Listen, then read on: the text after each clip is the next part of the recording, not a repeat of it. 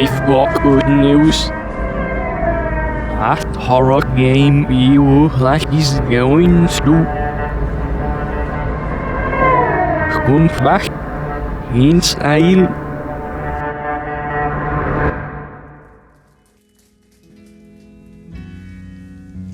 Americana, the idealist dream of living in a small town as part of a nuclear family, where everyone knows each other, white picket fences glowing from the golden sun, the local diner serving note but tuna sandwiches, cherry pies and warm cups of coffee.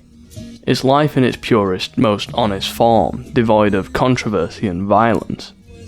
Do note the word idealist. Nothing is ever as it seems. Things get swept under the rug, secrets are made and withheld. With that sun come shadows, those shadows going far deeper and far darker than anything imaginable. Such contrast is horrifying.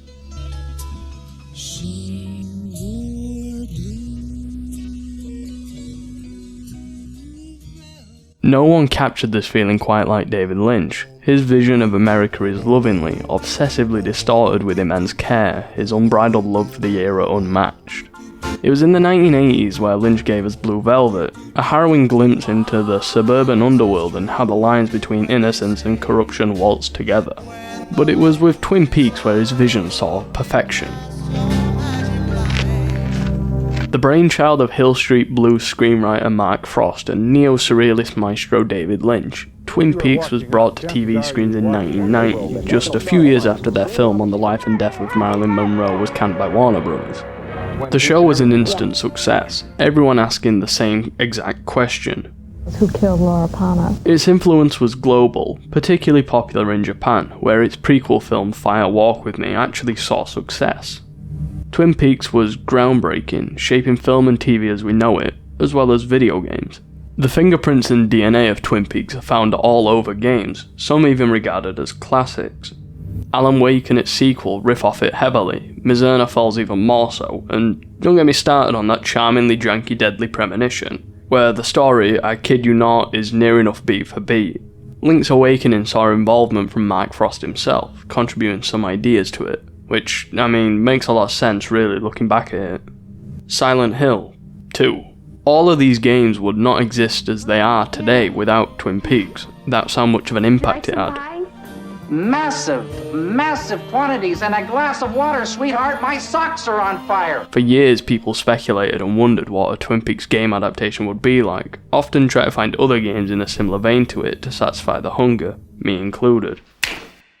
Then came a surprise to all fans in August 2023.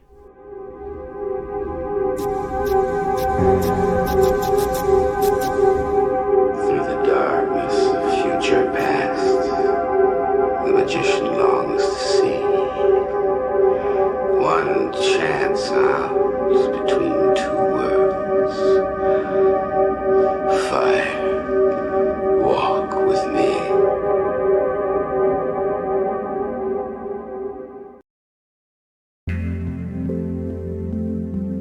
What an intro sequence. It's a shame that I can't show all 5 minutes of it, although it's kinda spoilery, so it's probably for the best. Twin Peaks Enter the Night is a fan-made game available on itch.io, developed by the appropriately named Blue Rose team. It's a work in progress, a demo only covering the first few episodes, with a final goal of covering the first half of the first season, though this may change at any given time. The first thing you'll notice is that this game is made in the style of a PSX game, all the way down to weight menus are styled. Just look at it. So simple, no graphic settings other than your resolution, limited to standard definition 4:3 of course. To emulate the look of 1995, they've included a CRT filter. For purposes of this video, I'll keep it on, as it's cool and you can actually see it. I have played it with it not on, but on my CRT monitor, and I can assure you it looks great, but I definitely don't miss the weight of them. That's enough about what the game is. Now, what's it about? Well, I'll just show you.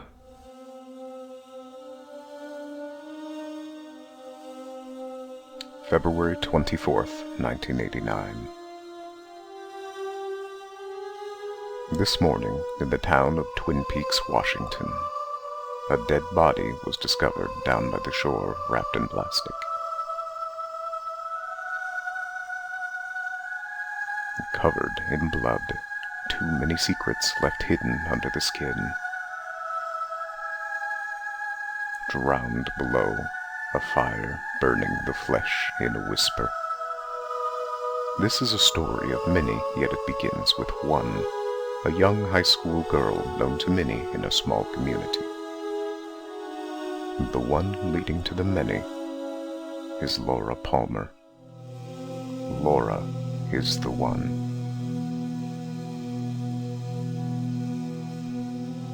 Only a few could stand the sadness, pulling up their tears, holding not to be devoured by the flames. Fire. Touched by the devilish one, it has bared many names, though few could see through its eyes. A few miles from there, across the state line, emerges from the woods a second girl wandering down along the railroad tracks. Dazed, confused, torn by the scars and evil left on her face. Her name was Renette Pulaski, a desperate call that would echo throughout the darkness.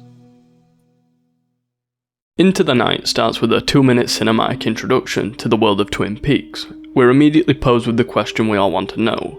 Who killed Laura Palmer, and why? And how does Renette Pulaski tie into this? What happened here? It all seems so nice on the surface. February 24th. Entering the town of Twin Peaks. We play as Special Agent Dale Cooper, portrayed by Kyle MacLachlan in both the show and game. This one being unofficial, however. You'll notice throughout the game that a few characters have voice lines directly lifted from the show and used here. This makes sense since this game does retread the same steps in story of the pilot. They aren't just lifted and pasted in though, they're being processed to fit in nicely with the rest of the game's style and to match its influences' aesthetics as faithfully as possible. A lossless high bitrate mix as clear as day would absolutely not fit in this game, it would feel so wrong. Have a listen to it. Lunch was $6.31 at the Lamplighter Inn. That's on Highway 2 near Lewis Fork.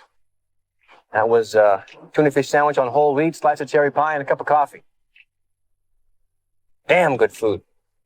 Diane, if you ever get up this way, that cherry pie is worth a stop. They all have this slight harshness to them, most prominent on the S's, where it becomes a hiss almost.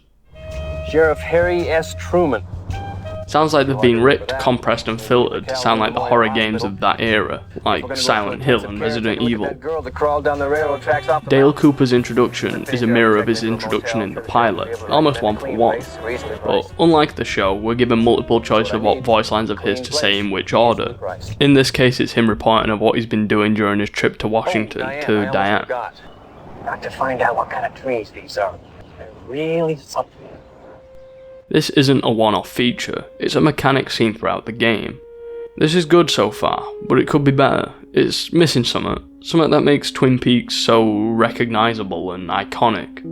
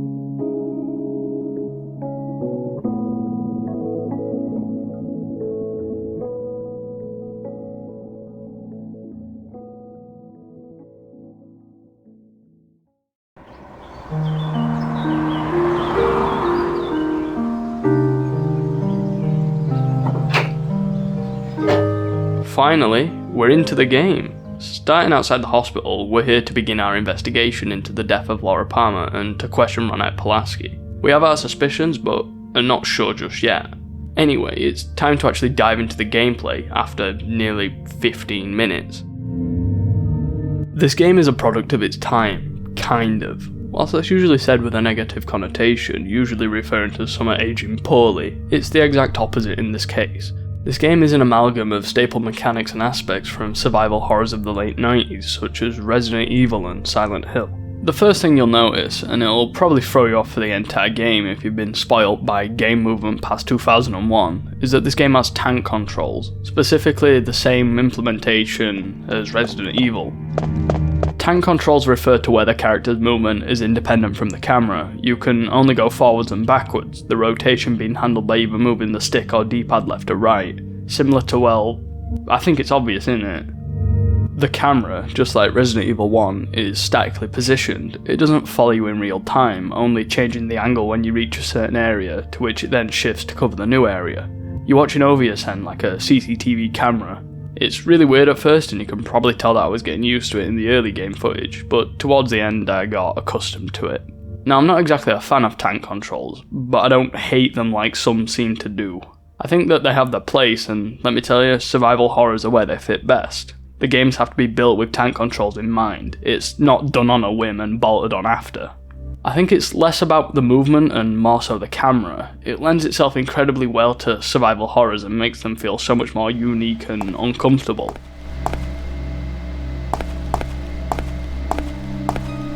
The fixed camera acts against you, communicating more than just where you're looking. It's its own entity within the game. It actively dictates where you're looking, restricting your freedom through carefully composed framing. This framing subtly directing you where to go next or what to focus on, without explicitly stating it with like an arrow. Tone and suspense are conveyed brilliantly through a fixed camera, as the developers can use film cinematography techniques like harnessing long and medium shots placed at high or low angles to convey different meanings. And that's where the horror really gets elevated, although this is not a horror game necessarily. Well, I guess it is horrifying, but not in the same way Resident Evil would be.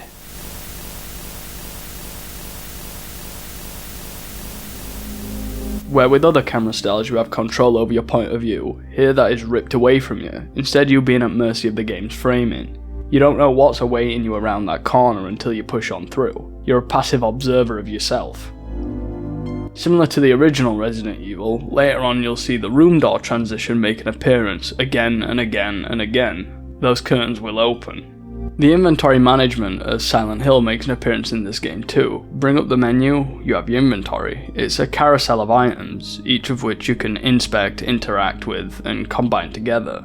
Some items have area-specific interactions, like when you use your tape recorder. Daily reports on the current events, this obviously changing based on where you are and what you're doing in the story. There's not much to it really. It's a simple method of inventory management that manages to cover all you need. I love these kinds of systems where it's all in one menu, no multifaceted click-through elements, although I suppose this system wouldn't work so well in games with large loopholes, but here it's a match made in heaven. It's not the only mechanic lifted from Silent Hill, the save system is as well. In Silent Hill, you interact with notebooks to save in reference to Harry being a writer. So for Twin Peaks, they needed a saving system that reflects a key characteristic of Dale Cooper. Put him right down there by the donuts, deputy. Anyone for a warm-up? Oh, yeah, yes. you bet. Right Thanks, over Lucy. here. Damn good coffee. And hot. It were obvious, wasn't it? Too good of an opportunity to pass up on. In the game's current state, you can interact with coffee, Damn good coffee. but you can't actually save your game, instead saying that in a future build you can save your game here. I don't think it's an issue at this point, considering that the game lasts for, 45 minutes max, 15 of those being cutscenes. In those 45 minutes, you'll do a lot of reading and interacting with the environment, as that's how most of the story is told outside of cutscenes. A survival horror without someone chasing you or to fight is a little strange, but it don't half let you get immersed into the world of Twin Peaks. You can interact with many things around the hospital, from viewing posters on walls for fishing competitions or other shenanigans going on, to digging in the bin to find the latest copy of the Gazelle, detailing what happened in Twin Peaks before you got here. These inklings and little bits of detail scattered about perform incredible world building, which is required for something as dense as Twin Peaks is. There's life outside your periphery, and it's your job as Dale Cooper to understand it to solve the murder. Not all information is necessary to the story, and just like the show, there's quite a bit of filler. Now, I don't know about you, but I don't mind filler and unnecessary additions because they add character and charm. You can't have an interesting world without the mundane and seemingly unimportant. In fact, it gives an insight into the world that you simply wouldn't get if everything you learned was totally crucial to the story. Oh, there's dotes and little lambs eat ivy, a kiddly divey too,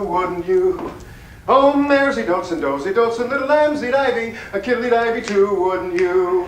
Now if the words sound queer and funny to your ear, a little bit tumble and jivey, say mares eat oats and does eat oats and little lambs eat ivy. I'm back! The characters also have multiple lines of dialogue or different interactions if you talk to them a few times, each time letting on new information or making something new happen. Take for example the shoe salesman outside, or when you stumble into Jack Nicholson's office to get a jab. If you dig deep enough, you'll find new details that could perhaps crack the case wide open, or at least aid in doing so. When you play it, remember the rule of threes. Between two worlds. Fire. Walk with me. Where a lot of games have you following markers and minimaps in order to carry you through the story, Twin Peaks Into the Night leaves you to your own devices. There is no minimap, there are no markers. You have to read and listen to the story, following what is being said to you so that you know your objectives. Now that is not to say that you can't stumble around and end up where you're supposed to be. You can totally do that if you want, since the game is linear. I'm really quite a fan of this approach of commanding complete attention, but neither am I in the camp of painting yellow paint as a guide to the point of endlessly whinging on Twitter about it. I like it when things complement each other and work together to create something cohesive. A minimap wouldn't suit a game centered around an investigation. Markers shouldn't indicate exactly where I need to go to solve the mystery. That in itself ruins the joy of solving puzzles, and the point of a mystery. My favourite thing about this is that it also opens up the opportunity to not tunnel vision only on the main story, allowing you to roam around to see what more is hidden underneath the fingernails of this game, because there are so many little details present that you'd miss if you didn't wander off the trail every now and again. All in all, the gameplay of this game is simple, concise and laser focused. It doesn't get wound up in intricacies, it's secondary to the story being told. And that's the way I think it should be, in this game anyway. What kind of fantastic trees have you got growing around here? Big, majestic. Douglas firs. Douglas fir. Easter eggs are hidden in near enough every part of this game. Little tidbits and nods to Twin Peaks and other games, shows and films are all found throughout the game, minus any allusion to Laura Dern. It wears its references on its sleeves, displaying them proudly whilst not being too completely obvious, as is the point of an Easter egg. They're there for you to snap your fingers at and just stop in your tracks for a moment, whilst you frantically search up to make sure that you're not just imagining that there's a connection there. I ended up doing just that during this game at least once, probably somewhere in the ballpark of 3 or 4 or 5 times. I did it a lot, there's quite a few Easter eggs.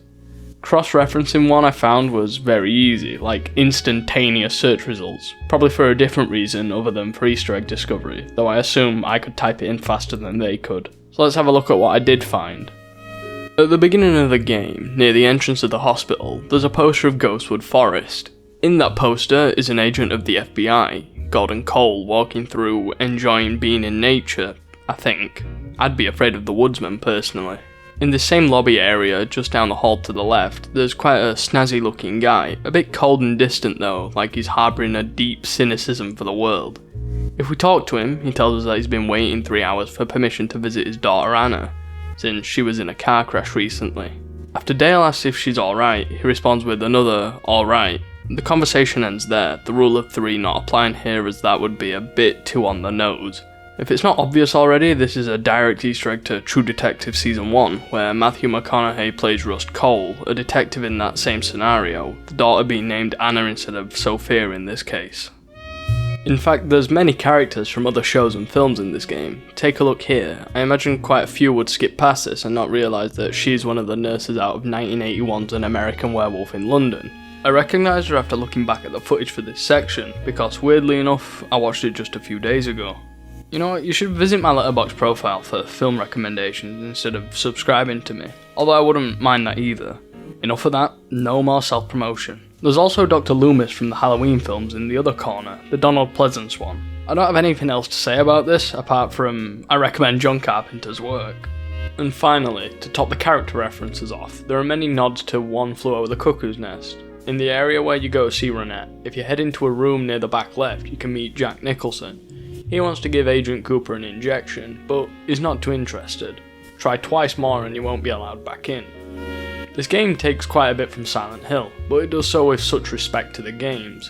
It wouldn't make sense if they didn't honour it through a few Easter eggs. Perhaps the most obvious one is in the logbook near the beginning of the game at the front desk.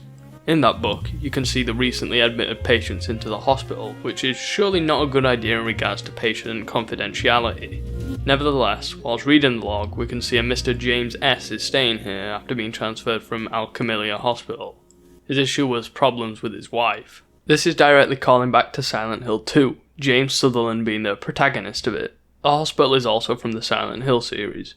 In the same logbook, the rest of the patients are names of musicians when excluding Laura and Ronette. Ingram Cecil Connor III, better known as Graham Parsons, Jeffrey Arnold Beck, the real name of arguably one of the most influential guitarists ever, Jeff Beck, Christine Ann Perfect of Fleetwood Mac fame, Holly Michelle Phillips, commonly just referred to as Michelle Phillips, 1/4 of the Mamas and Papas and a film actress. Charles Hardin Holly refers to Buddy Holly, not that one, be quiet. And finally there's Ronald Frederick Lane, his stage name being Ronnie Lane. He was the co-founder of the band Small Faces and, the grown-up version, Faces. That covers the hospital logs, probably the densest amount of references with just a few words not being an Easter egg. That's a lot of Easter eggs covered in such a small time. I think I might stop a moment and watch some just to regain some energy. What about watching the X-Files? Yeah, I don't even have to leave the game to watch a bit of it. I can just go into a room and watch 5 minutes of the original run's finale. After that though, it's unfortunately back to investigating.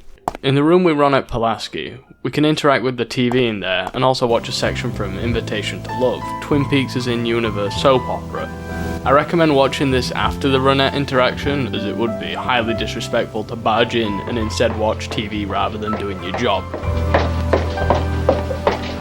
And for the final one, which I thought I'd save for last purely for engagement reasons, upon exiting Ronette's room, if you walk behind some curtains where a bed is, you'll discover a Miss Twin Peaks calendar featuring Donna, Audrey and Shelley, except it's not them in character, in actuality, but in the game, it is them. You know what they say about David Lynch. Hip hip hooray, get yourself some pie, be careful of drinking and driving, and hope you enjoy the shows. Thanks again. Bye-bye. That's about it for the Easter eggs. Or at least I think so. Like I said, there were no resources available to confirm if this is them all. All of these I have found myself. There are some more things that may be in here, but they're in reference to past the pilot, which I refuse to spoil. You should watch the show, and please make sure you watch the TV pilot for episode 1, not the international film version, as you'll ruin it for yourself. Up until this point, it's pretty much been just me slinging praise their way, and that I stand by. It's fully deserving of it. But like most things, it comes with limitations and issues. It's unavoidable, really. I'm sure a lot of people aren't a fan of tank controls, saying that they're janky and that they ruin a game. It's a matter of taste, and when the game is in the style of old survival horrors, I think it wouldn't work half as well any other way. Broken record at this point. My main gripe is with the audio rips from the show. It's not the compression or the fact they sound somewhat tinny, that's bitrate and technical constraints that fit within the limits of its artistic style. My issue is with how it's been filtered and cut. Now I should preface this by saying that I'm not an audio engineer. Far from it. I also don't have a clue how they actually went about separating music from recordings, but the way it's been done leaves little fragments of the background audio present. Here, have a listen to it. Well, I'll tell you, we're sure glad to have the FBI here. Kind of lucky in a way that Ron had stepped out across the state line.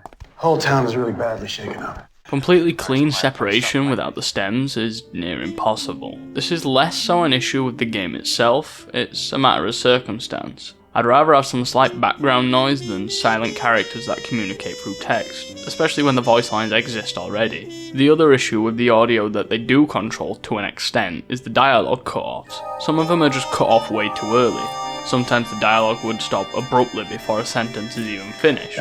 We only know how they end because it's an annoyance that you can't help but notice every time it happens. It's insanely jarring and is probably my biggest pain point with the game.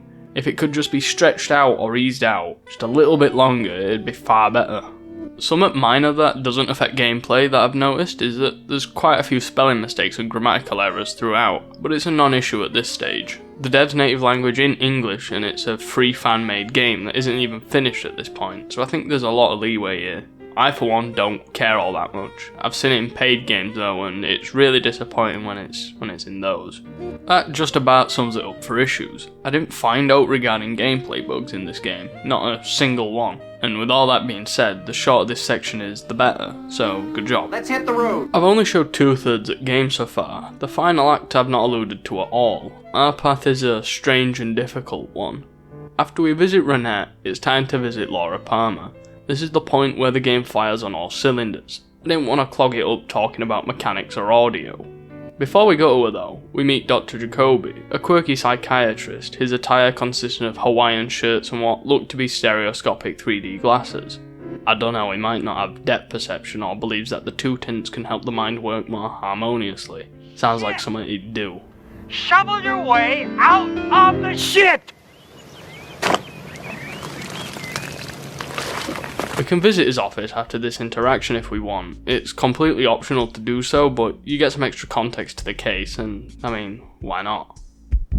Because we got sidetracked with Jacoby, we left Sheriff Truman waiting. Next is Laura Palmer's autopsy.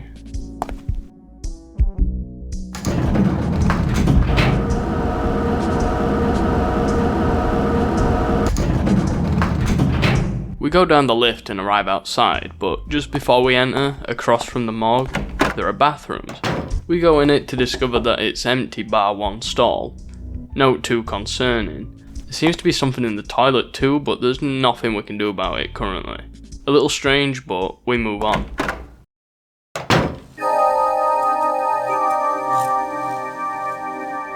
A little detail here that I love is the way they've approached Laura's hair. It's a combination of both the bed and the character model. This small room is an exercise in the entire game's mechanics, making the most use out of its interaction and inventory system. After a brief conversation with Truman, we can proceed with it. We can inspect the body to further understand just how she may have died, asking Truman for further context. Here we also get multiple choices to speculate on and direct our ideas. On the table is a case file, providing us with details about Laura Palmer, such as her family, who she was found by, and how. This case sounds awfully familiar to one a year back, the Teresa Banks murder classified as a Blue Rose case. It's a hunch on Dale's part, but it could be related. Using that hunch as a base, we check her fingernails. There's somewhere underneath her ring finger. To retrieve the object, we can grab some tweezers and a bottle of sterilizer, using the only instance of the combine function in the inventory system to clean and prepare the tweezers for use.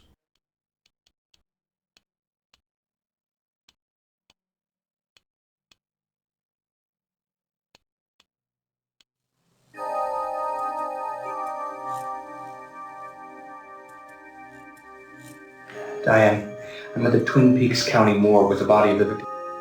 Laura Palmer. I got here before the autopsy. Diane, it's the same thing. I told you I had a feeling you'd see this again. What do you got? Ring finger, under the nail. Let's see what he left us.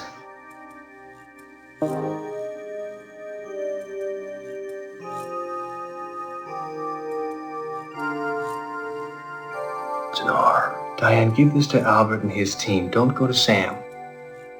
Albert seems to have a little more on the ball. We need to bag and tag this. Okay, Cooper. You gonna let me in on whatever the hell is going on here? Sheriff, we got a lot to talk about.